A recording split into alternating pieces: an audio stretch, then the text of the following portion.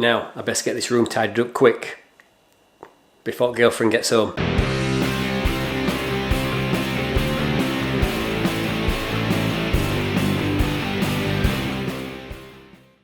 Okay, so I was experimenting with some e-bike kits, and this is the Bafang motor. The reason why I was experimenting with e-bike kits is because when you have kids, it's very easy to go cycle touring when they're young. You just stick them into a trailer, and when they're in the trailer, they don't have an option. But now, when them kids turn into teenagers, then I am afraid you've got to make it easier for them.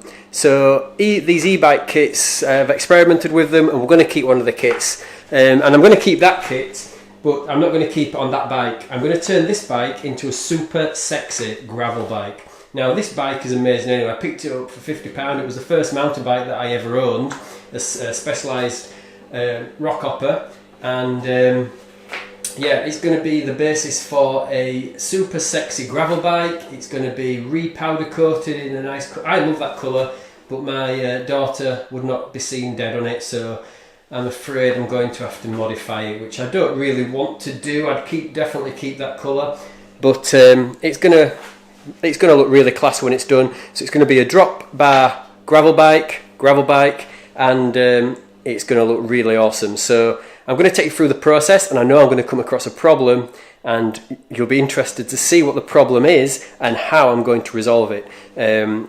So this is going to be a series. I'm not going to get it all done in this video, so this is part one. Let's take it away. By the way, if you're wanting to check out what these e-bike kits are like, just click the card and it'll take you to a video where I compare two different kits, one from Bafang and one from Cyclotricity. Just as a side note, I'm going on a little bit of a cycle tour tomorrow with my good lady, and we've got our touring bikes all up and ready, and this is hers in here, taking on a tour of the living room. That's hers. Just need to put the pedals on there because I've put them on another bike. Need to get them off there, and yeah, all good, ready to go tomorrow. Anyway, let's get back to changing this over to a gravel bike. So I'm going to start off by obviously taking the wheels off, then I'm going to take the rack off, the handlebars, all the shifters and stuff like that. So let's get cracking with that.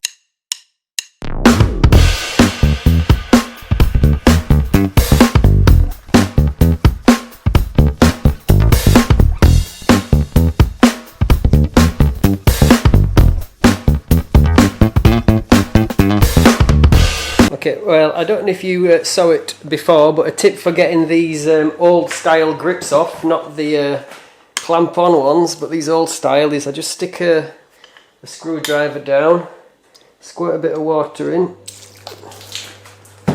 and then just start wiggling it around. Then hopefully, as the water makes its way down, let's see, I think it's coming out. There we go, and that's a good tip for getting these old style ones off. So the next part of this video is twofold. I'm going to show you how to remove a square taper crank, but also you'll see what a Bafang motor looks like as well. So to remove a square taper crank, all we do is we unscrew this Allen key. Oops, nearly hit my toe. We have a crank remover tool, and this just screws on like so. Make sure that this is out so that you can get this in fully. And all this does is when you screw this on, you then screw this in, and then that is pushing on the crank, and then the crank arm will just slide off. Just holding the pedal. Just going to keep on tightening that up, and then eventually you can feel it get loose. The crank arm, the crank arm is off, and then you just need to unscrew that last part back out. and then voila. Okay, just to show you again on this side, so remember this is just a square taper crank on the Bafang motor. So again, just take the Allen bolt out, make sure that that's wound so you can get that in there deeper so you don't strip the thread. I'll just move my camera back a bit again.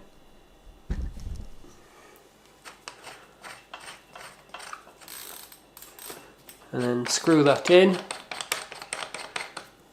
and get my spanner. And then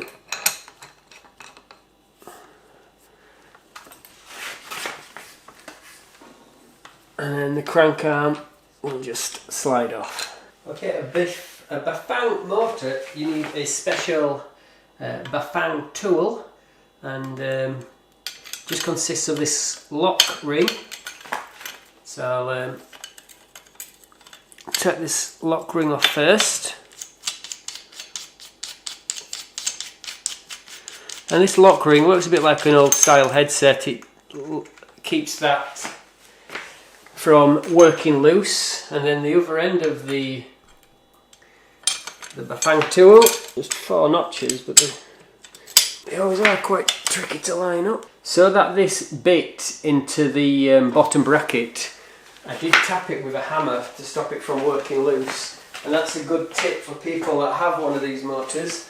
So what I'm going to do is I'm going to have to just tap it with a hammer to the spanner, not the bike, to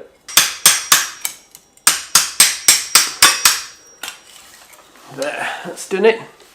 Now you may think tapping it tight with the hammer was a bit extreme, but if you had it as much as you could hand tight, the motor, when it was under torque, it would move and it would keep on tapping on the down tube like that. So it needed to have a lot of force to stop it from coming loose. And then the Bafang motor, it's a nice bit of kit. You just simply screw that off, and then I'll show you what I mean about that bit that had to bite into here. So on this side, you've got to make sure that you put this on properly. On this side there's some ribbed edges that need to bite into there to stop your bottom bracket from moving. So on this side here, these little lumps, these dents, have to bite into there, and you can actually see they've done a pretty good job. They've bitten in there. There's a ridge on them, which is what they needed to do. And then the Bafang motor just simply slips out just like that, and that is a Bafang motor. Okay, for those people that haven't broken a chain before, and what I mean by broke a chain, I don't mean break it, I mean separate it. You just get a simple, this is part of my multi-tool. Just pop it on there, and then without dropping your Allen key, just tighten that up to push the pin out. So that's cracked it now, so you'll hear a crack, and initially you do need quite a bit of force to actually break the fine fit that the pin has. Dropped it again. The fine fit that the pin has. And what I recommend you do is you don't push the pin all the way out the other side, otherwise you won't get it back in. So you need to maybe keep on just testing it. It's better to test it to see if you can separate it rather than, like I say, take that pin too far out. There we go. So you can see there that that's now split and ready to be rejoined later on. Okay, so we have the bike near enough stripped down. Now I did say to you that at the start of the video that I knew I was going to come across a problem, and that problem is the saddle. Now this saddle hasn't got frozen because of my maintenance, because I just got this to test out those Bafang motors. The frame cost me about £50, and you can see, sorry, the bike cost me about £50, and these retro mountain bikes, I'm not joking, they make brilliant touring bikes, so you know, just get one. And also with COVID now and people wanting to revive their new bikes, this project that I'm doing, you can make any old bike look really sexy. But anyway, let's get back to the saddle. So you can see I've tried to use, video back, there we are, I've tried to use wrenches, I've used Stilsons. At work I got a Stilson on there and then used a bar to try and free this saddle. This seat post is well and truly stuck in, well and truly. Now I could have, at work, I have access to a vice, but I couldn't go into the workshop to use it because of COVID. So I haven't tried that, because normally what I would have done is take the saddle off and then put the bike in the vice upside down with the seat post, and then use the bike as leverage to try and free the seat post. But that didn't have the opportunity to do that. So I've tried squirting down lots of release type chemicals and everything else like that. Now what I have heard to do is using Coca-Cola. Now I don't have any Coke in the house. Well, I don't have the official Coke in the house. I have Roller Cola. So we're going to see how Roller Cola fares. So what I'm going to do is I'm going to turn the bike the right way around, and then I'll upside down, and then I'm going to show you where I can try and feed in the Coca-Cola. So first of all, let's get this frame turned around. Now, what I'm going to try and do is I'm going to try and feed in some Roller Cola down that hole there. Just down that hole there. I'm going to try and feed in some Roller Cola and leave it in there to leave it in the thing, so hopefully it'll get filled up to about there with Roller Cola, and then I'm going to try it in a few days and hopefully it might come out. So I need to try and find a way of trying to get some Roller Cola in there. And then if Roller Cola don't work, I might try some proper cola.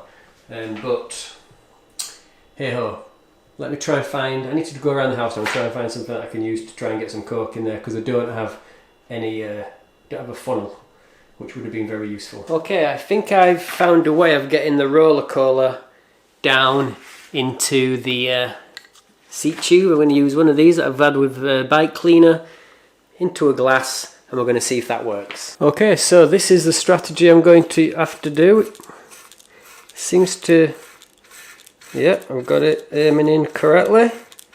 I wish you could see this, how good at aim I'm being. It's not being messy, which is good, because my girlfriend, oh, I have a little drip. My girlfriend is at, she's out. If she saw me doing this in the kitchen, I'd be getting told off. Another way. I'm going to suck it up, drop it in there, and then drip it in. See if this works any quicker. I'm having to drink Roller Cola. So, I've just been filling it up now, and Coca-Cola, not Coca-Cola, Roller Cola, has started to come out of this water bottle bolt here, so that means that it must be full up to here with Coke.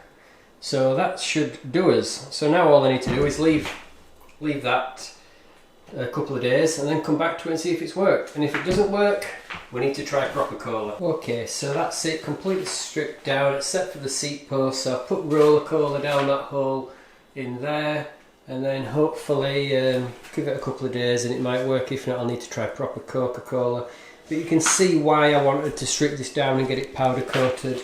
We've got, you know, places where the paint is off. We've got corrosion starting. It's still not just surface, nothing drastic, but I want to put a stop to it while I can, while it's stripped down. Okay, so now with COVID and the government wanting to you know, give you money and prescribe bicycles, I'm sure lots of you have bicycles lying around that you want to revamp. So hopefully this video series will motivate you and get someone, if you don't know how to do it, but try and do it yourself. Strip it down, get it powder coated and make it look really sexy.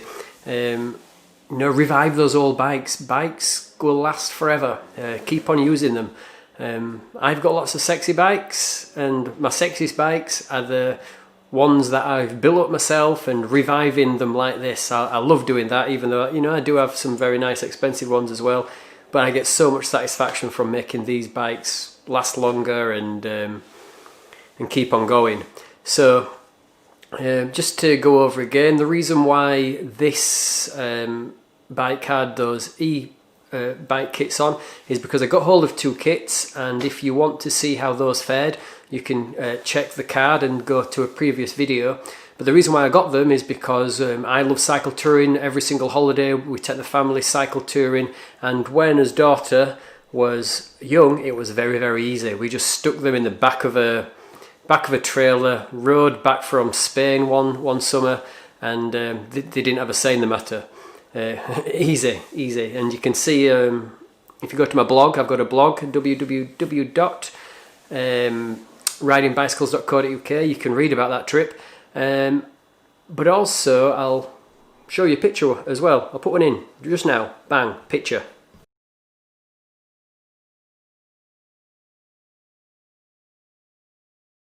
Cut. And you can see what I mean by just banging them into a trailer and cracking on. But now they're teenagers, it gets a bit difficult to get them cycle touring with you. So I've tried to make it easy by getting an e-bike kit, putting that on there for her so she can go riding with us. But also I might use it as well, like I say, once I've cycled back from work, and we might need something from the shops, and we live at the top of a hill, so I might not want to go down all the way to the supermarket on my normal bike, but I could just borrow my daughter's e-bike, blast down, pick some shopping up, and I don't have to use a car. Don't get any better than that. But anyway, let's get back to the focus. So reviving these bikes. These bikes make brilliant touring bikes, these old retro mountain bikes, and they are so light.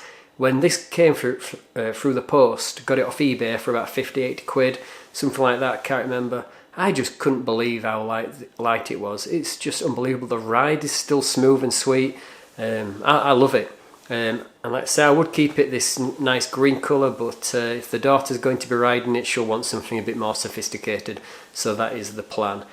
So it's going to go from retro mountain bike, then had an e-bike kit fitted, and it's going to go back to a sexy gravel bike. So let's see how this Coca-Cola trick works. So check back. So this is part 1. Part 2 will be coming soon. Please like and subscribe, and yeah, we'll see how we go, eh?